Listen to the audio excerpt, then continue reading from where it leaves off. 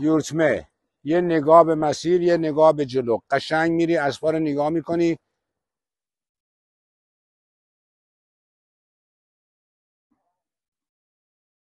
نه بیا روی ما نمیخوای بیای، اسب از جلوته، باید از اون ور اسب بری. پیچ تو شما کوتاه میکنی میرسی اونجا، تو شما باید بری قشنگ اون گوشه.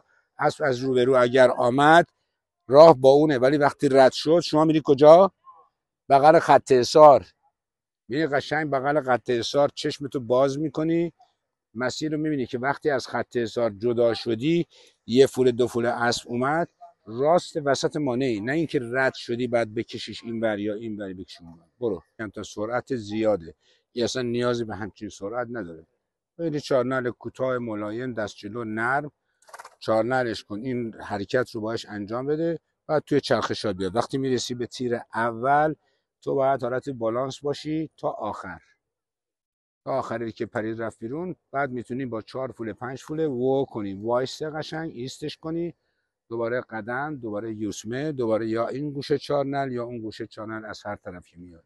راد اینه، نه اینه که اینو بپری سه چهار دو باز بری چارنل بری باز بیا روی، نه، باید تبدیل بشه به یوسمه، قدم، دوباره چارنل، ایست. بالانس. خوب بود، خوب بود. وا وا.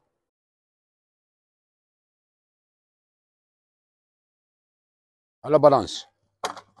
هیچ وقت نباید نگاه کنی، باید نگاه جلو باشه، او خودش درست میکنه. به پایین نگاه میکنی میبینی یکم عقب، خودت اینجوری میکنی که اون بپره، میزنه به تیر تخته، میزنه از زمین، خودت میخوری زمین.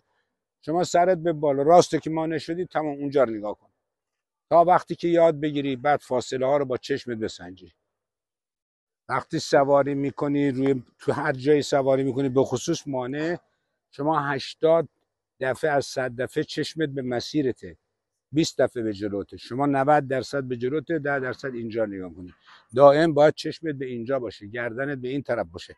الان از این برکی میری سرت باید به سمت راست چرخیده باشه، اینجا رو نگاه کنه. یک نگاه کوچولو جلو رو اسب داره میره، تو باید مسیر جلوتر رو ببینی که اثر تو بهش بدی، راه بره. برو تو خط حصار، قدم برو، برو قدم.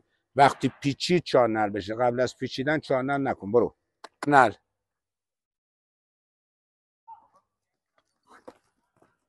آفرین، تمام.